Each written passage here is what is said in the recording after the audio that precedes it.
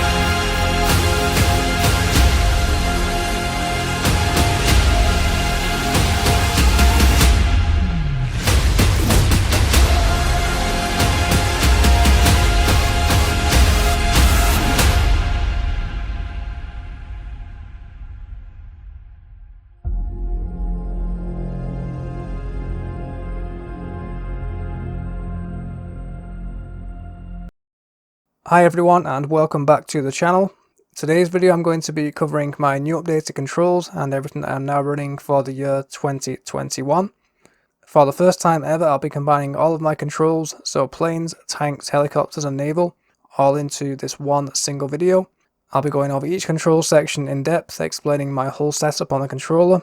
I've got new bindings to cover for attackers and bombers as well as jets, helicopters and naval.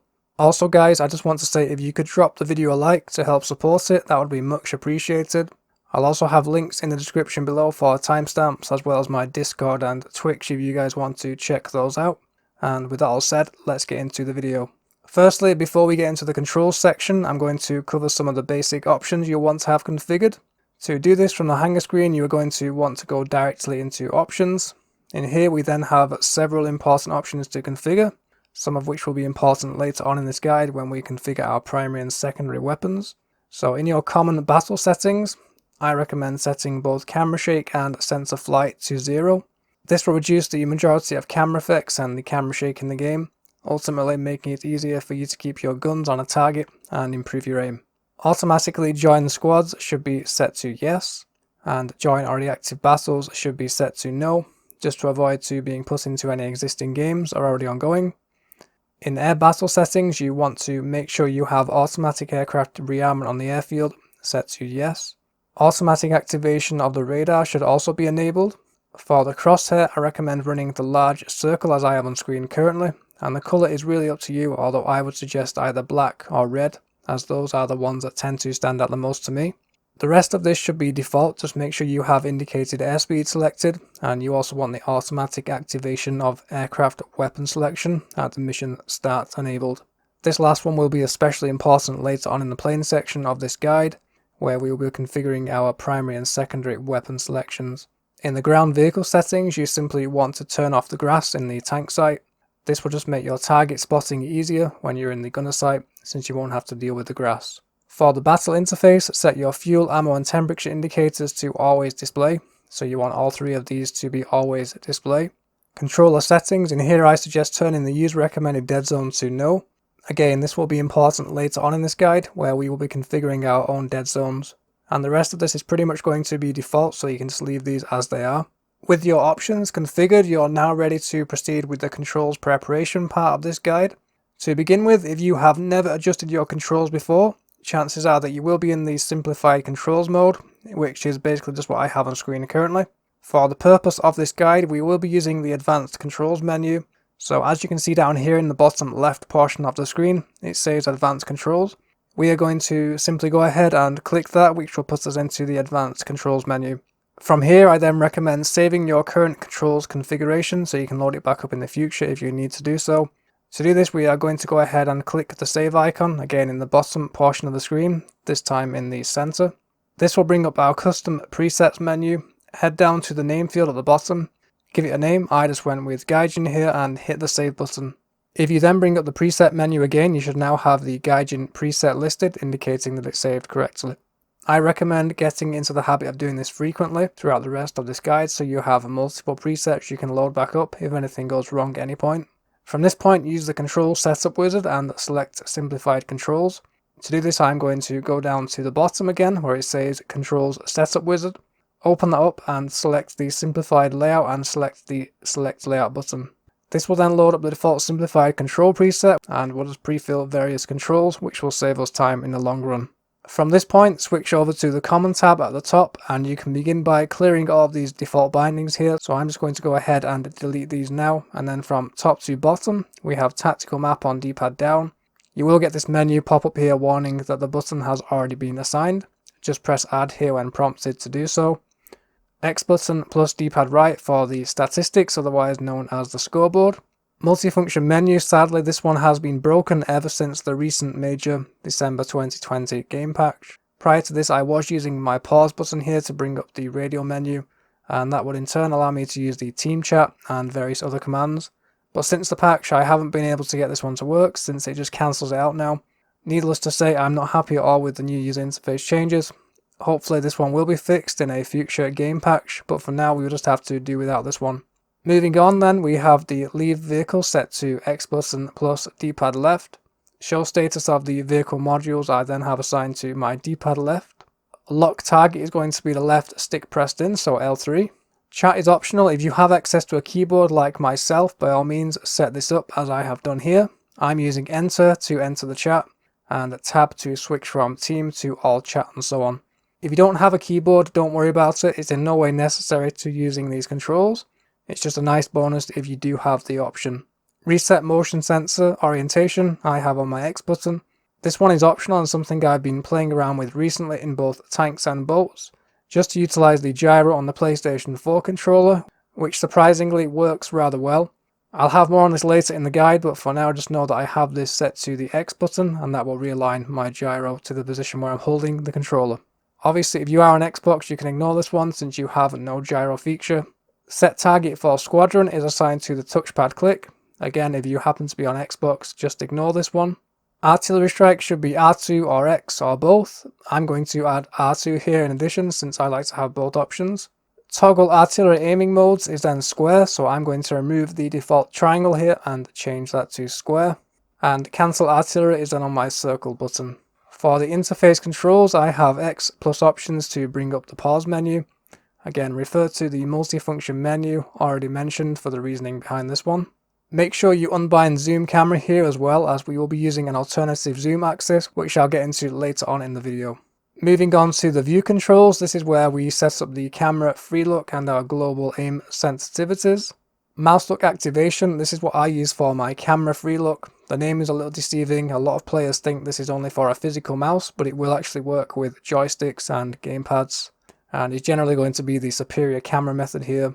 Not only will this method take on the sensitivity sliders set below, but when you let go of your enable axis, so in my case my camera is enabled by holding X, it will immediately reset back to center when I let go, unlike the alternative viewing battle camera which requires additional bindings to reset. This saves us valuable time and more importantly valuable buttons on the controller, which we can then use elsewhere.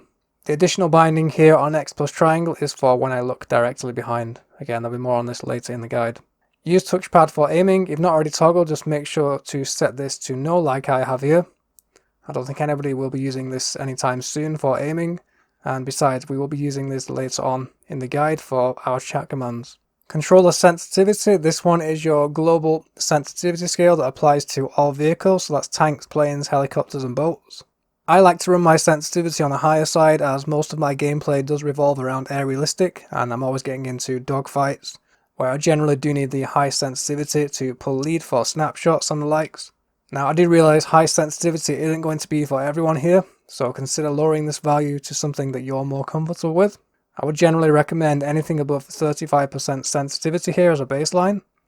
Just remember this scale here also applies to your camera look sensitivity, so you don't want anything too slow that you lose complete situational awareness and you're unable to use the camera. Sensitivity and zoom, again I'm running 100% sensitivity for my zoom, which helps with the snapshots and deflection shooting in the planes. Feel free to scale this one down if you feel the need to do so. Finally, moving on to the voice messages. If you're on PlayStation 4 or using a PlayStation 4 or PlayStation 5 controller, you have the option of setting up the quick chat commands here to your touchpad swipes. These will allow you to communicate up to 4 instantaneous commands to your team by swiping up, down, left and right. Very useful for calling out targets and asking for cover when you need it. I can't think of any better way to utilize the touchpad. So I have mine set up like this for the swipe up. That is going to be I'm attacking my target. Swipe down, I'm using cover me for the command, and then the swipe left and right I have set to my yes and no responses, so negative and affirmative. With your common universal bindings all set, you're now ready to dive into the plane section of this guide. Firstly, make sure you're in the aircraft tab and that mouse aim is selected like I have here. If you're on Xbox, again this will be pointer aim. For my throttle, I have the right stick up and down. The main thing you want to do here is max out the dead zone value all the way up to the right as far as it will go. This helps prevent any accidental throttle adjustments when we are rolling and doing our other controller movements. In addition, you just want to make sure relative control is enabled here.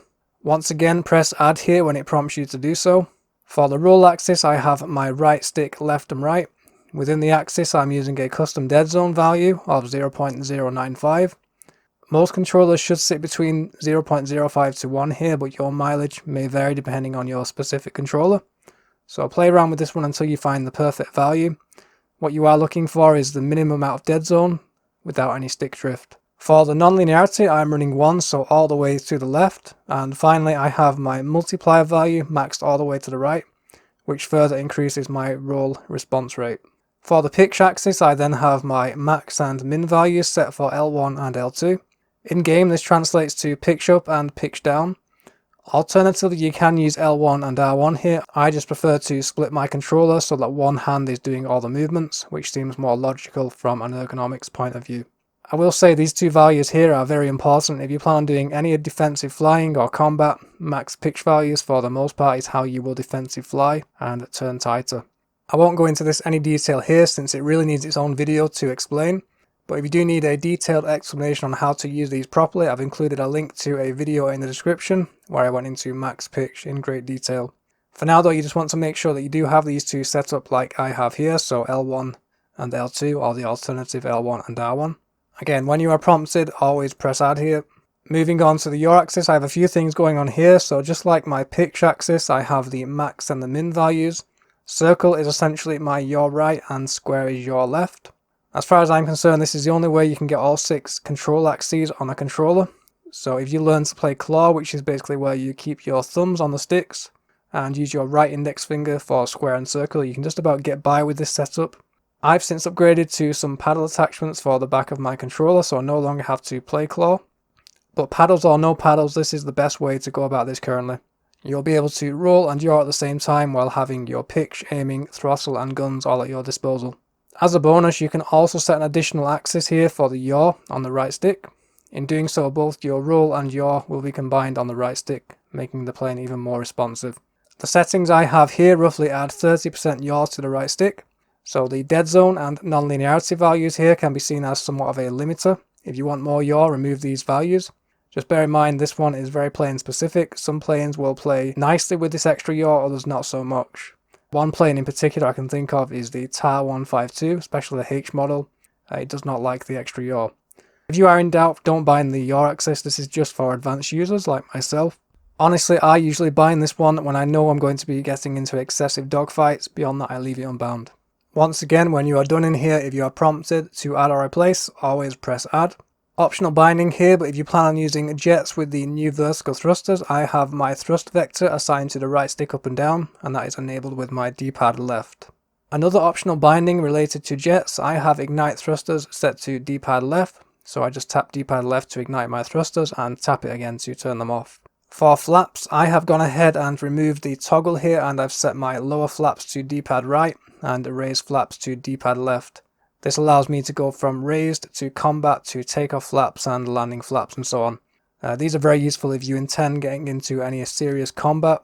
Proper usage of flaps can put you in many advantageous positions, and they're particularly useful when it comes to reversals.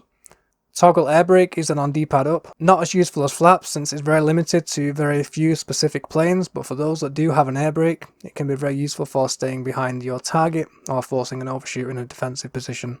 Toggle gear is set to my X button plus D-pad left. Note that I have this on my shift button combo, so X button plus D-pad left, as it's generally only going to be used once or twice per game. I'm not really going to be raising or lowering my landing gear beyond that. So I don't need this to be on an easy accessible button, and I can generally get away with this. Optionally, you can set the drag shoot to the D-pad up and the D-pad left here. Moving on to the weaponry section, if you want to set your trigger axis for the weapons, you can do this here. Personally, I've swapped to using the new primary and secondary fire gauging added a few patches ago now. This allows me to switch from machine guns to cannons and gun pods on the single right trigger, and additionally removes the dead zone that I've talked about in the past, so this is generally going to be my preferred method from now on. I have my primary weapons, again this will cover machine guns, cannons and gun pods, set to the right trigger, so that's R2 if you're on PlayStation. Secondary weapons are then set to my right stick pressed in, again that's R3, and this will cover everything from rockets to bombs, meaning all my weapons are confined to these two simple button presses here on the controller. Drop bomb series is both my L3 and R3 pressed together, so both sticks click together. I can then quickly drop all my bombs when needed, very useful for any base bombing or airfield strafing. Weapon lock for air-to-air missiles, so again if you're going to play any jets with the air-to-air missiles, these are assigned to my left stick click, the same button I used to lock onto my targets. And finally, to switch through the available weapons, I have square plus circle to cycle through primaries, so this one switches from your machine guns to cannons to gun pods and so on. Secondaries are then X plus square. Again, secondaries will cycle through any rockets or bombs or even torpedoes that might be equipped, which you can then fire with the right stick click, so R3. Optional flares are on X plus circle. Radar bindings are optional, you don't necessarily need these, especially these days, since the radar is automatically toggled at the start of a game now. But this is what I have here, feel free to copy this down if you want. Reload guns, if you're playing arcade, I have this assigned to X button plus D-pad left. Also can be handy for realistic when the airfield repair bugs out and you're unable to repair or reload. For gunners, I just have your standard bindings here, not really worth discussing this much more. Continuing on to camera control, I have my toggle view set to X button plus D-pad up, which will just cycle through all the available views, so third person, virtual, cockpit and actual cockpit view. I also have some additional quick view bindings, so D-pad left will always revert to third person view. Square and circle pressed together is my gunner view. I can generally get away with this because any bombers or attackers, if they do have any frontal weapons, it's generally going to be only one type of weapon. So I can simply press square and circle, that puts me straight into the gunner view, and I'm able to shoot at any targets behind me. The left stick pressed in brings up my bomb sight. Again, anybody using heavy bombers or doing any base bombing, this will be very handy to have since it allows you to jump into the bomb site quickly. For the tracking camera, I'm using the touchpad click button, so I will press and hold my touchpad button to track any target that I'm locked onto. This can be handy to keep situational awareness now and again. Xbox can just skip over this one since you have no touchpad equipped on your controller. For the aim mode, I toggle this with the triangle button. Not something I use very often since I got out of this habit very early on, but it can be useful in tense fights where you lose track of a target, and just tapping this will then reposition your cursor roughly back to where they are. I also use this one a lot when I'm going for ground targets since it generally gives you a very good view of the target. Look back is then set to both my X button and the triangle buttons pressed together. Uses are very limited for this one, but if you just want a quick binding to look directly behind you, this one is nice and easy to do. For the zoom axis, if I open this up, you can see I have my zoom set up on the max value on R1. This is my preferred method for zooming since it automatically toggles to off when you let go, saving valuable time. Moving on, I have the optional smoke bound to X button plus D-pad down. Kind of a mental thing, this one. I generally use it when I'm outnumbered or when somebody's got the energy advantage on me. I'll generally just pop the smoke to kind of invite them to come down.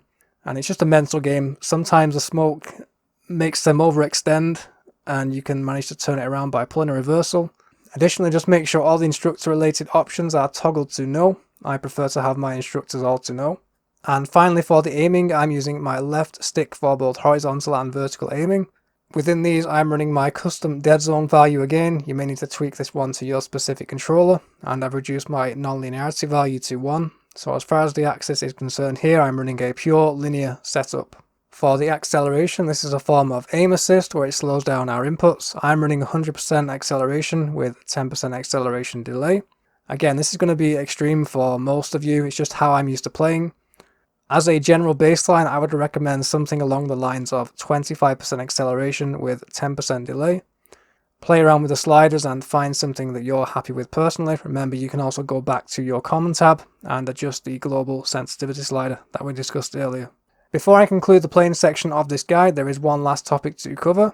MEC, short for manual engine controls. This is more of an advanced topic, so feel free to skip ahead if you're not comfortable with this one.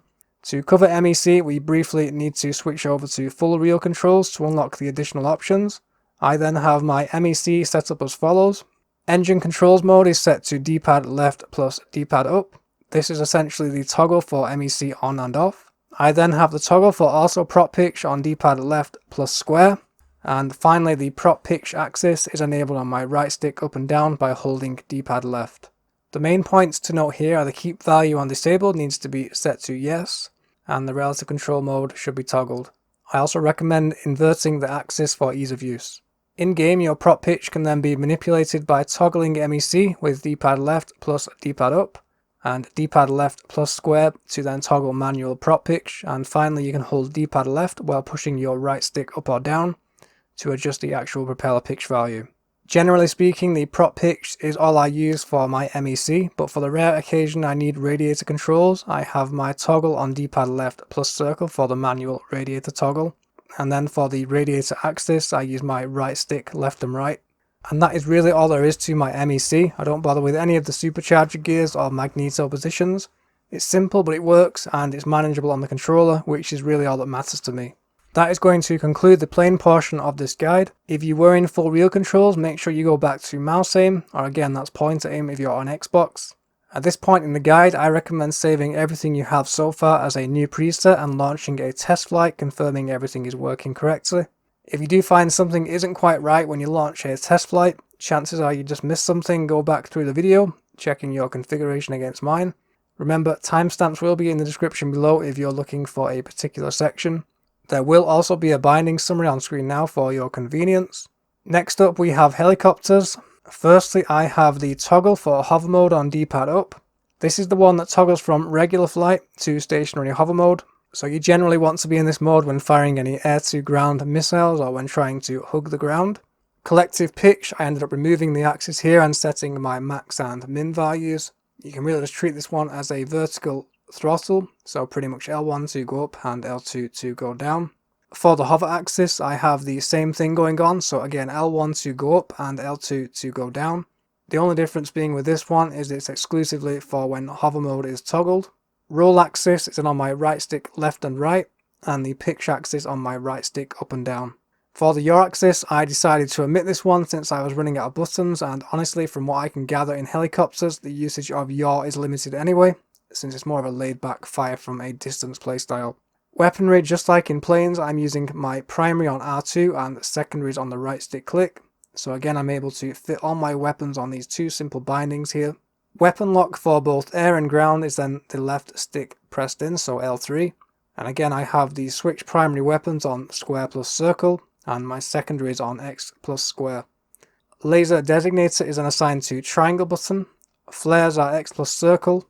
Missile control axis is going to be default, so the left stick for both horizontal and vertical aiming.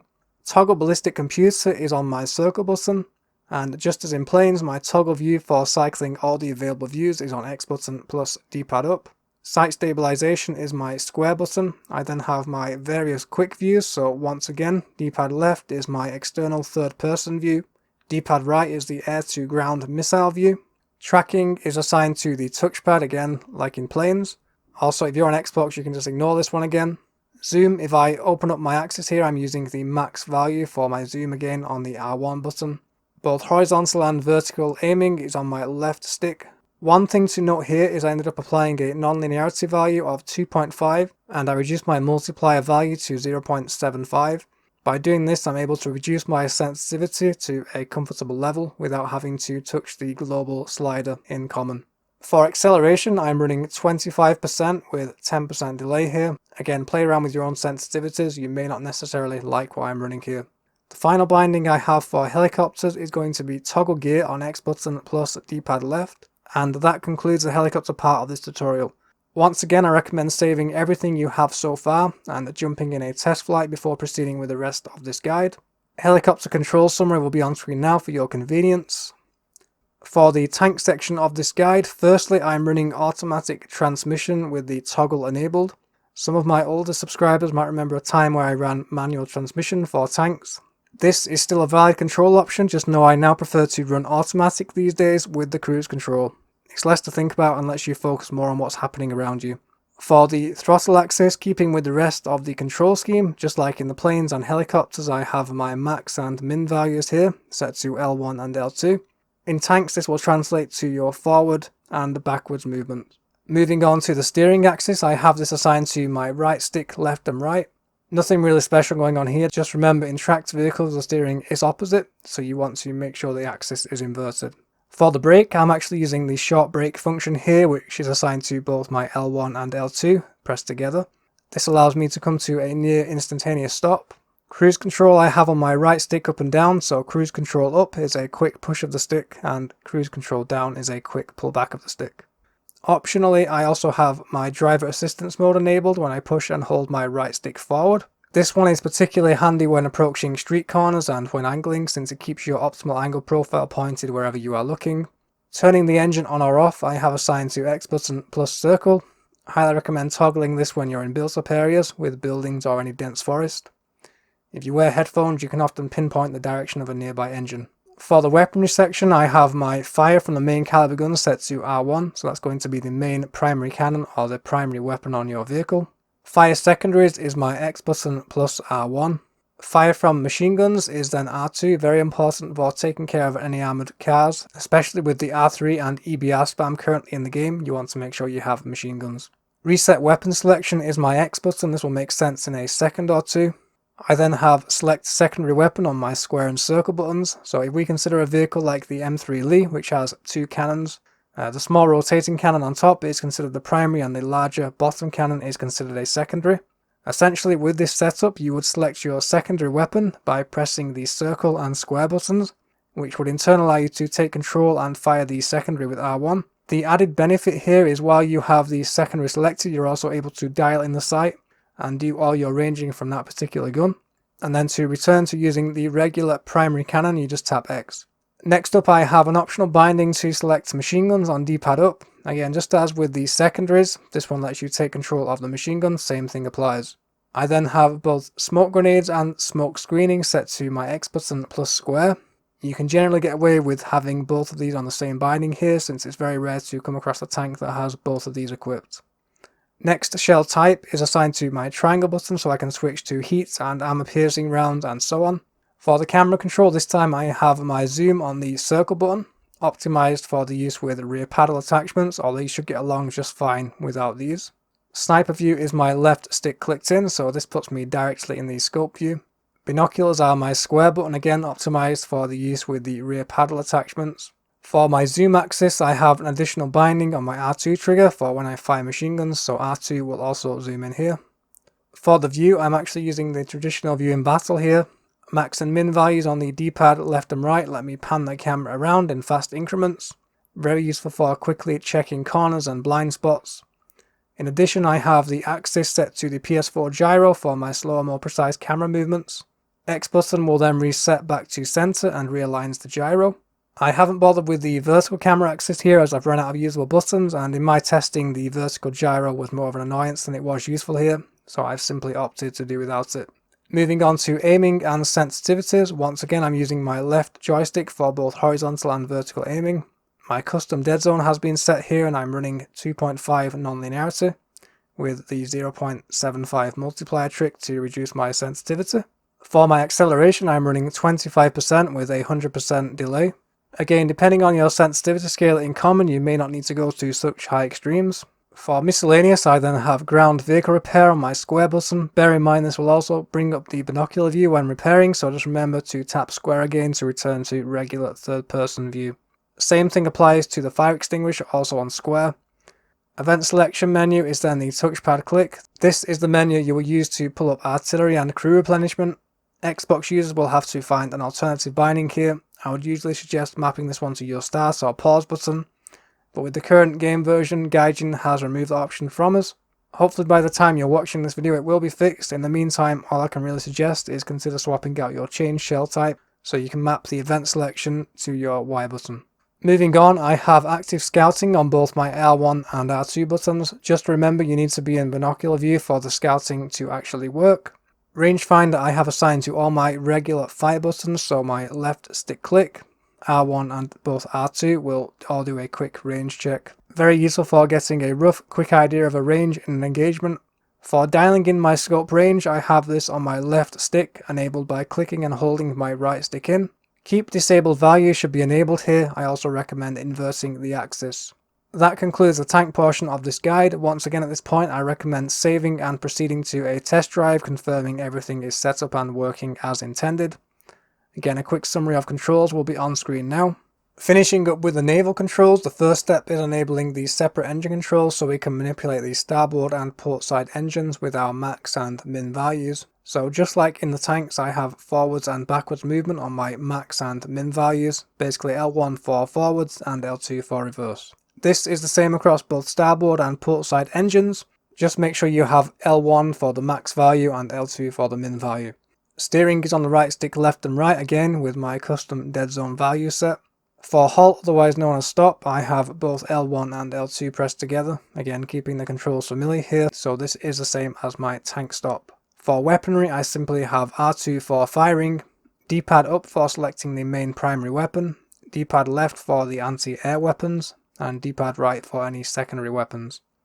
Ranging shot is R1, this will simply fire a single shot to give you an idea of range and trajectory, so you can adjust your aim if necessary. Torpedoes are R3, so the right stick click.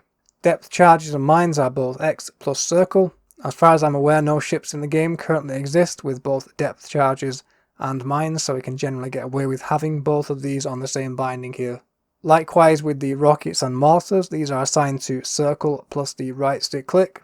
Smoke grenades and smoke screening, just like in tanks, I'm using X plus square for these. Torpedo aiming is circle. Toggle AI gunners is square plus circle. Next shell type, just like in tanks, I have this on triangle so I can switch from heat to armor piercing and so on. Aim mode is L3, so my left stick click for the scope view. I then have my manual target pointing on the R1 button. Zoom axis is set as a max value on circle. Horizontal view axis is assigned to my gyro with a large multiplier set. For the vertical view I'm also using the gyro, but I have it on a separate enable axis this time using X button to activate. This is so it does not interfere with my regular aiming, as the gyro, especially the vertical axis, tends to bounce around a lot. Xbox users, consider setting up one of your joysticks here for the view, enabled with the X button. Moving on, for aiming, I have my usual left stick set up for both horizontal and vertical aiming. Once again, I'm using acceleration to stabilize the aiming here, so 25% acceleration with a 100% delay.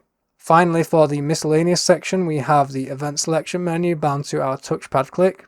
Again, Xbox users, until Gaijin fixed the pause button, I can only suggest here using your Y buttons. I then have additional quick repair bindings for the breaches on square, and that concludes the end of Naval Controls. Once again at this point, I recommend saving and testing the controls by jumping in a quick test sale.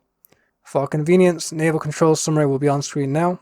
And with that, we are finally at the end of this ultimate controls guide. It's been a long one, but hopefully you now have all 4 vehicle types configured in one handy controls preset. If this video does help in any way, consider leaving a like and maybe a positive comment down below. It would really make my day. Better still, consider subscribing to the channel for more great content like this. I have heaps of War Thunder tutorials on my channel and gameplay specifically relating to War Thunder on a controller, so definitely check those out. Also, feel free to check out any links in the description below for my Discord and Twitch. Thanks to everyone that made it to the end. I know it was a long one. An extra special thanks to all my subscribers, and I will see you in the next video. Cheers, death.